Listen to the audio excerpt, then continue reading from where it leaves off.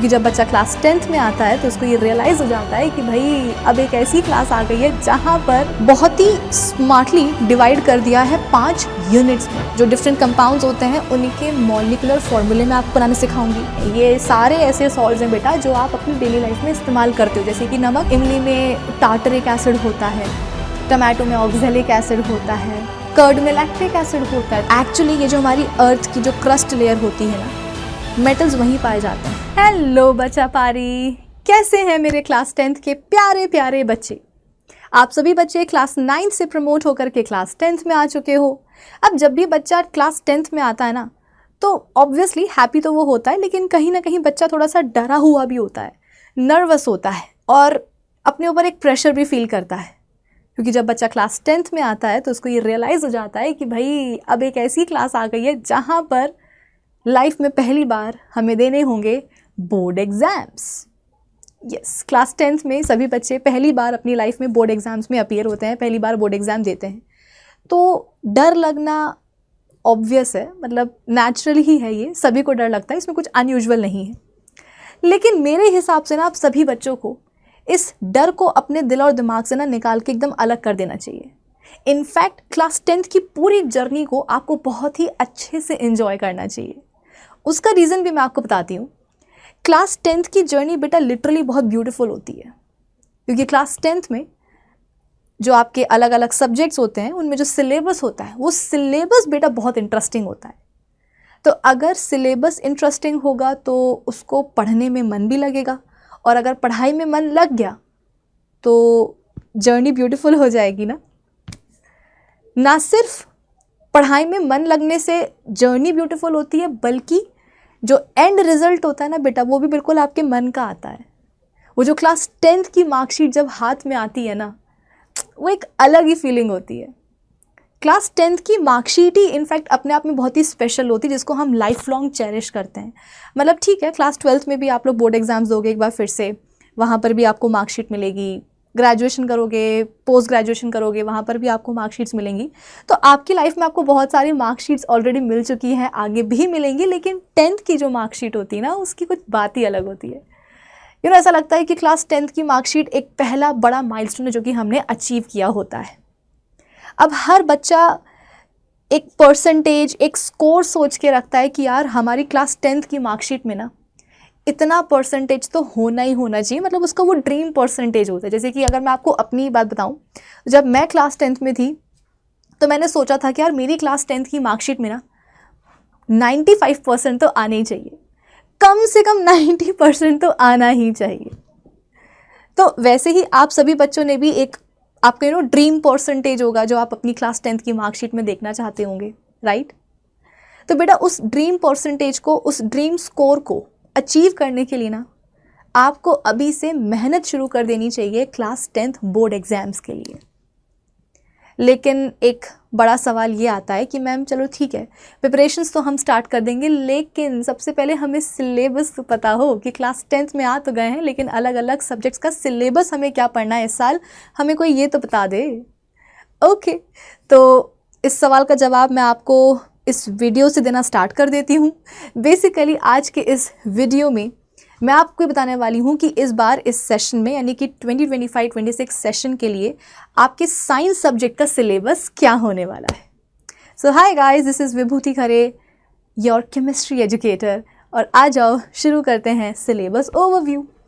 अब इससे पहले कि मैं आपको ये बताऊँ कि इस बार आपको क्लास 10th साइंस के सिलेबस में क्या क्या चैप्टर्स पढ़ने हैं, चैप्टर्स में आपको क्या क्या टॉपिक्स पढ़ने हैं, ये सारी बातें बताने से पहले मैं आपको एक बहुत ही ज़रूरी बात बताना चाहती हूँ बेटा, और वो ये है कि इस बार आपको क्लास 10th साइंस के सिलेबस में ना पढ़ने होंगे 13 चैप्टर्स, मतलब कि 13 चैप्टर्स। भाई कोई भी सब्जेक्ट आप पढ़ना शुरू करते हो तो सबसे पहले तो यही देखते हो ना कि कितने चैप्टर्स इसके हमें पढ़ने होंगे। तो वही मैं आपको बता रही हूँ कि इस बार आपने पढ़ने होंगे बेटा टोटल 13 चैप्टर्स, ठीक है, 13 चैप्टर्स।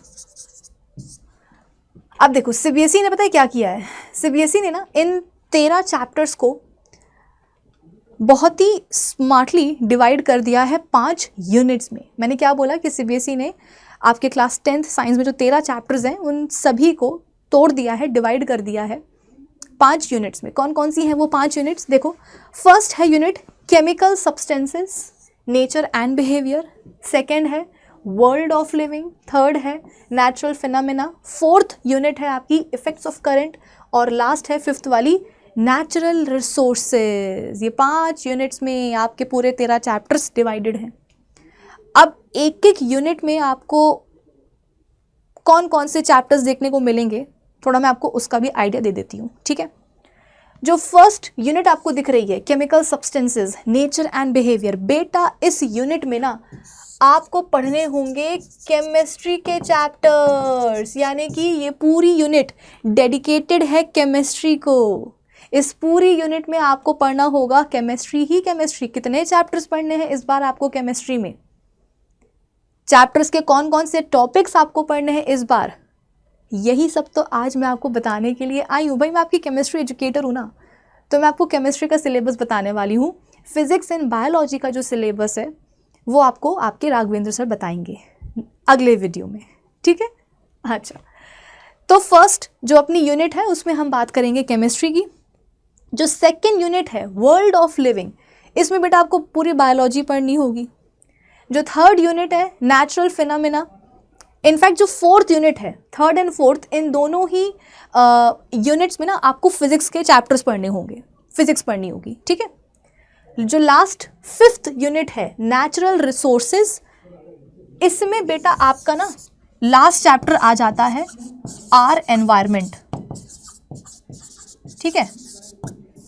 अच्छा चैप्टर है, छोटा चैप्टर है, प्यारा चैप्टर है, जनरल अवेयरनेस वाला चैप्टर है, बहुत जल्दी समझ में आ जाता है, ठीक है। तो फर्स्ट यूनिट में केमिस्ट्री पढ़ लेना, सेकंड में बायोलॉजी, थर्ड एंड फोर्थ में फिजिक्स पढ़ लेना, और फिफ्थ में आर एनवायरमेंट, एक ही चैप्टर है वो पढ़ लेना।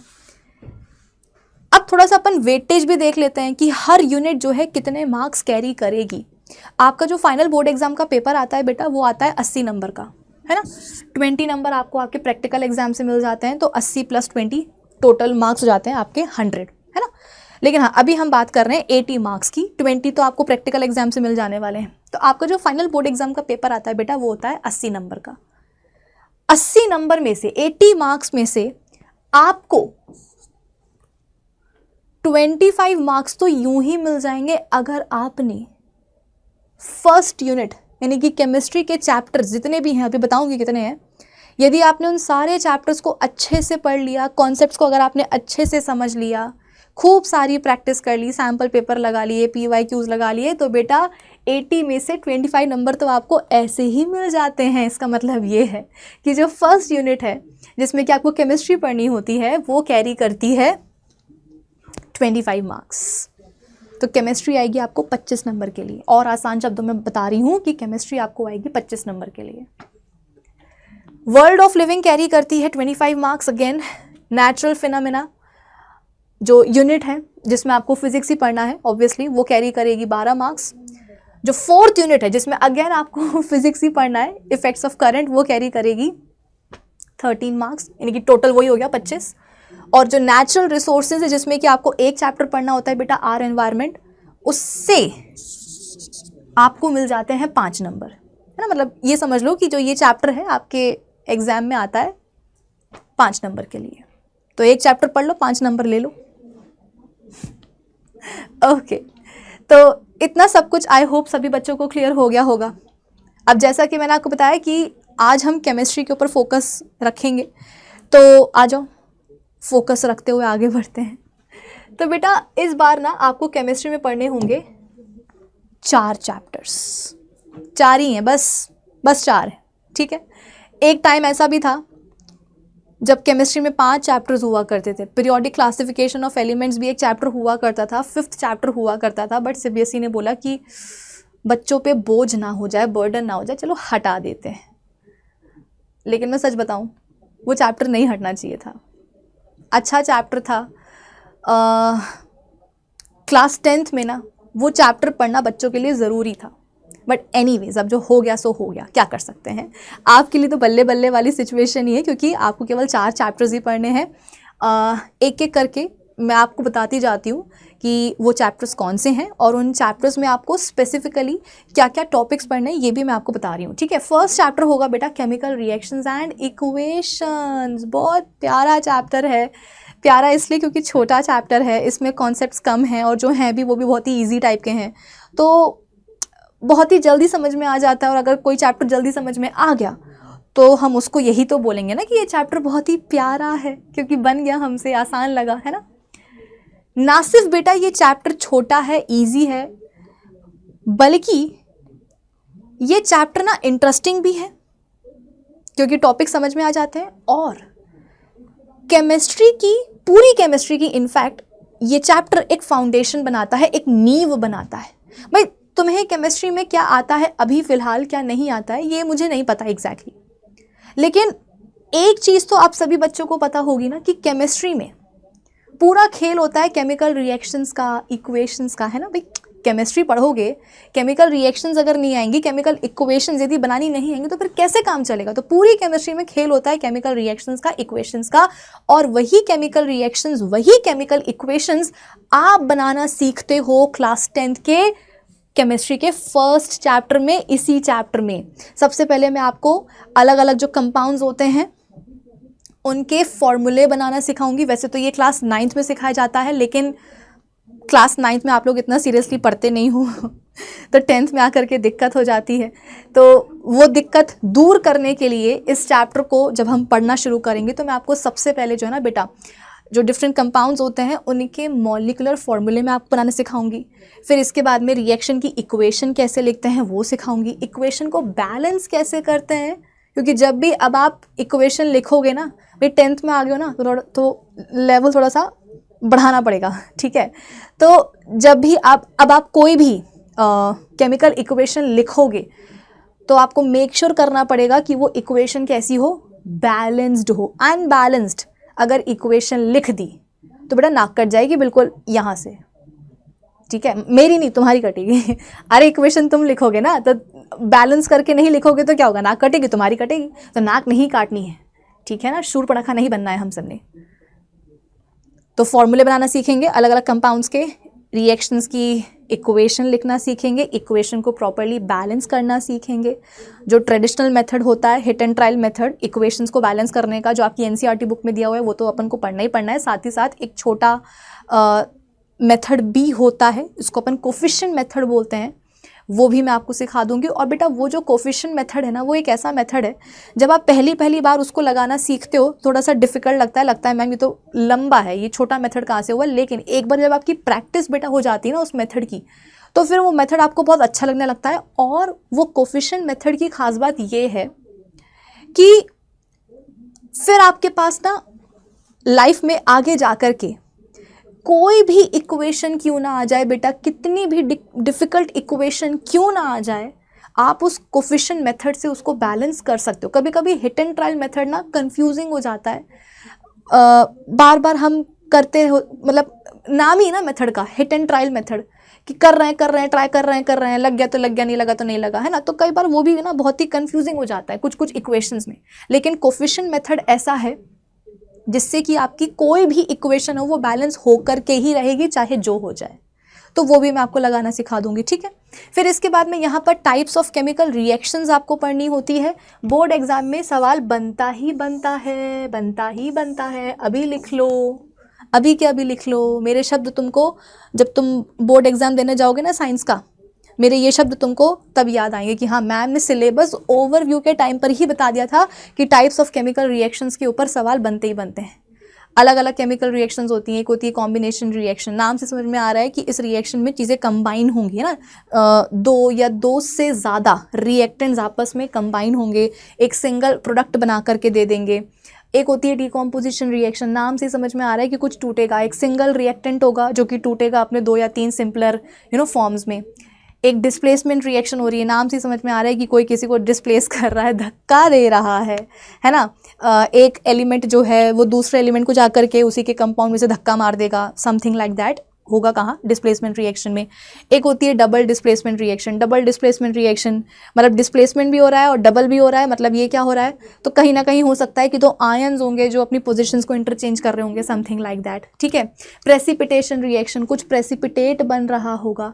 Exothermic reaction, endothermic reaction, redox reaction, इसमें बच्चों को बहुत दिक्कत आती है, तो इस पर हम स्पेशली फोकस करेंगे, ठीक है। तो ये सब कुछ आपने पढ़ना होगा फर्स्ट चैप्टर में। Moving on to the next chapter, that is acids, bases and salts.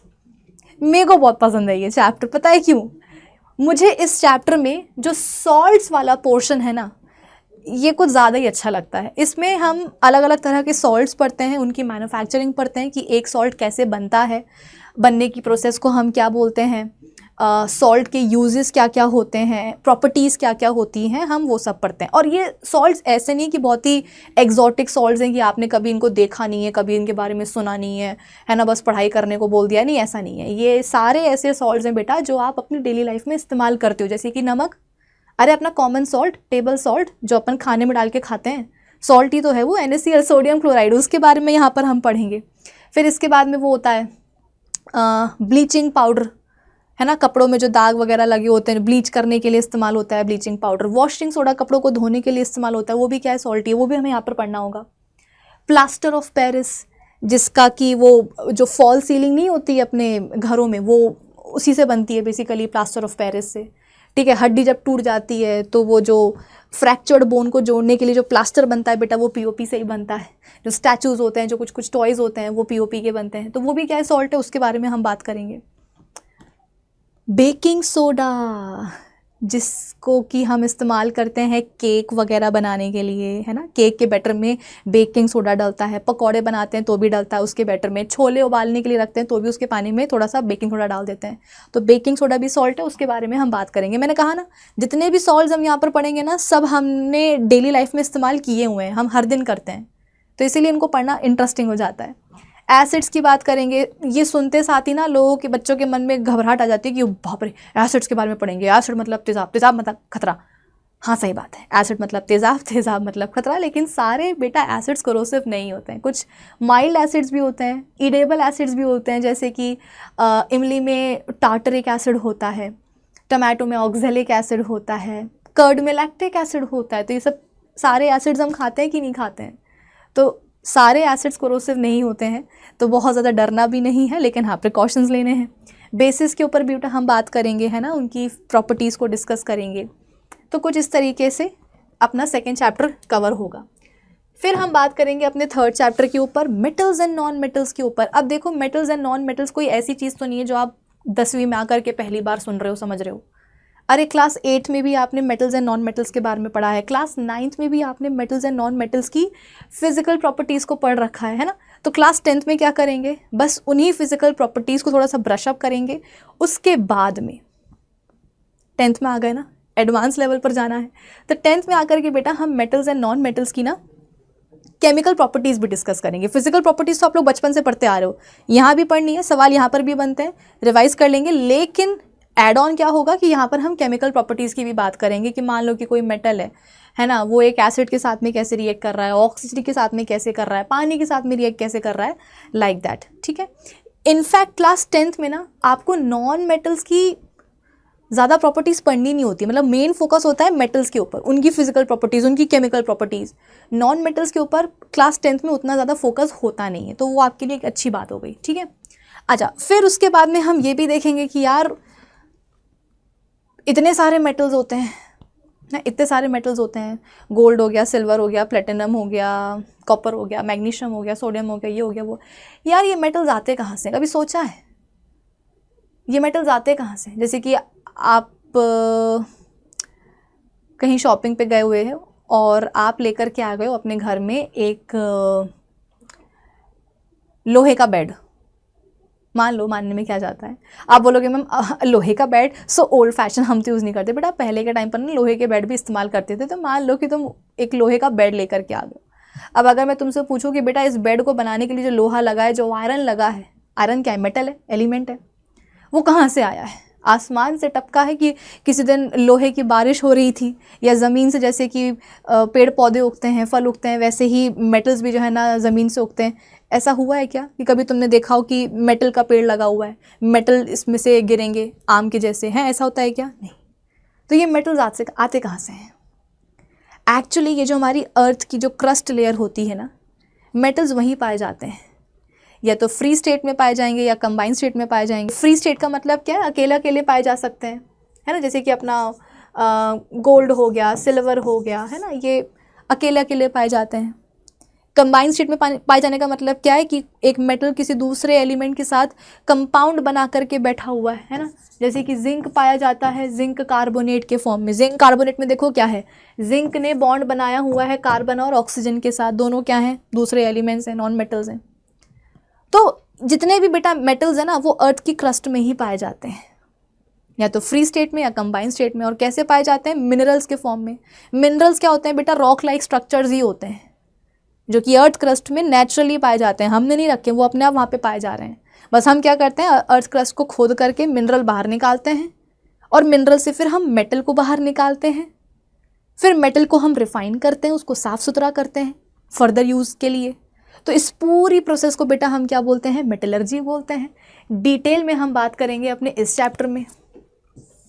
थोड़ा बहुत कोरोजन भी देख लेंगे बेटा, मेटल्स हैं तो कोरोड भी हो जाते हैं, ख़राब हो जाते हैं, है ना, उनका प्रिवेंशन भी देख लेंगे। फिर लास्ट चैप्टर अपना होगा कार्बन एंड इट्स कंपाउंड्स का पूरा एक चैप्टर डेडिकेट कर दिया गया है एक एलिमेंट को। वो एलिमेंट और कोई नहीं, वो है आपका हीरो कार्बन। आप बोलोगे कि मैम हमने तो कभी कार्बन को नहीं देखा। अरे कैसे नहीं देखा, तुम्हारी बॉडी के अंदर कार्बन है, जो तुम खाना खाते हो उसमें कार्बन है, जो तुम कपड़े पहनते हो, जो तुम चीज़ें इस्तेमाल करते हो, सब में कार्बन बैठा हुआ है। तो कार्बन एक बहुत ही ज़्यादा इम्पॉर्टेंट एलिमेंट है, नॉन मेटल होता है स्पेसिफिकली ये। तो पूरा का पूरा चैप्टर ही हम इसको डेडिकेट करते हैं। इस चैप्टर में हम सिर्फ और सिर्फ कार्बन की बात करते हैं कि कार्बन बॉन्डिंग कैसे करता है, कार्बन के कंपाउंड्स कैसे बनते हैं, कार्बन के कंपाउंड्स कहलाए क्या जाते हैं, प्रॉपर्टीज़ देखते हैं, ठीक है। अनसैचुरेटेड कंपाउंड्स होते हैं, सैचुरेटेड वाले होते हैं। होमोलोगस सीरीज़ के ऊपर सवाल बनता है बोर्ड एग्जाम में।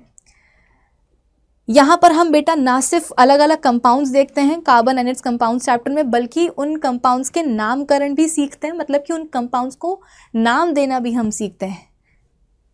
नॉमेनक्लेचर बोलते हैं इसको, ठीक है। हेलोजेंस, एल्कोहल्स, कीटोन्स, अल्डिहाइड्स, ये सारे फंक्शनल ग्रुप्स आपको पढ़ने। अच्छा, यहाँ पर बच्चे बोलते हैं कि मैम कार्बोक्सिलिक एसिड नहीं है। बल्ले बल्ले मज़े आ गए, कार्बोक्सिलिक एसिड नहीं है। अरे कार्बोक्सिलिक एसिड भी तुम्हें पढ़ना पड़ेगा, पता है क्यों? क्योंकि इसी चैप्टर में आगे जाकर के तुम्हें इथेनोइक एसिड पढ़ना होता है, जो कि कार्बन का ही एक कंपाउंड है, और ये क्या है? कार्बोक्सिलिक एसिड ही है। तो ऊपर कार्बोक्सिलिक एसिड नहीं पढ़ोगे, लेकिन नीचे तो पढ़ना ही पड़ेगा ना। इसका मतलब क्या कि ऊपर ही कार्बोक्सिलिक एसिड थोड़ा बहुत पढ़ा ही दूंगी मैं आपको। फिर इसके बाद में केमिकल प्रॉपर्टीज़ होती हैं बेटा, कार्बन के कंपाउंड्स की कंबशन होता है, ऑक्सीडेशन होता है, एडिशन, कुछ ना कुछ ऐड कर रहे हैं हम कंपाउंड में, सब्स्टिट्यूशन रिएक्शन कर रहे हैं, तो ये सब चीज़ें आपको पढ़नी होंगी। इसके बाद में इथेनॉल एंड इथेनोइक एसिड, ये दोनों बहुत ही इंपॉर्टेंट कार्बन कंपाउंड्स होते हैं। इनकी फिजिकल और केमिकल प्रॉपर्टीज़ जो है पढ़नी होंगी, क्योंकि सवाल बन जाते हैं। उसके अलावा सोप्स एंड डिटर्जेंट, सोप्स क्या होते हैं, डिटर्जेंट्स क्या होते हैं, किस तरीके से सोप्स एंड डिटर्जेंट्स कपड़े पे लगे हुए डर्ट को, ग्रीस को, ऑयल को साफ़ करते हैं, मतलब इनका जो क्लेंजिंग एक्शन है हम वो भी समझेंगे। तो कुछ इस तरीके से ये चैप्टर थोड़ा सा बढ़ा है, टॉपिक्स इसमें ज़्यादा हैं, तो बच्चे डर जाते हैं इससे, लेकिन डरना नहीं है, मैंने आपको पहले ही बोल दिया। जितना डरोगे बेटा उतना तुम्हें डराया जाएगा, तो डरना ही बंद कर दो, सीधी सी बात है। तो आज के इस वीडियो के लिए बस इतना ही बेटा। अब हम मिलेंगे अपने अगले वीडियो में, जहाँ पर हम प्रोबेबली फर्स्ट चैप्टर को पढ़ना शुरू कर चुके रहेंगे। तो ये वीडियो अगर अच्छा लगा हो तो इसको लाइक करिएगा, शेयर करिएगा, चैनल को सब्सक्राइब भी करिएगा। मिलते हैं अपने अगले वीडियो में, तब तक के लिए बाय बाय, टेक केयर।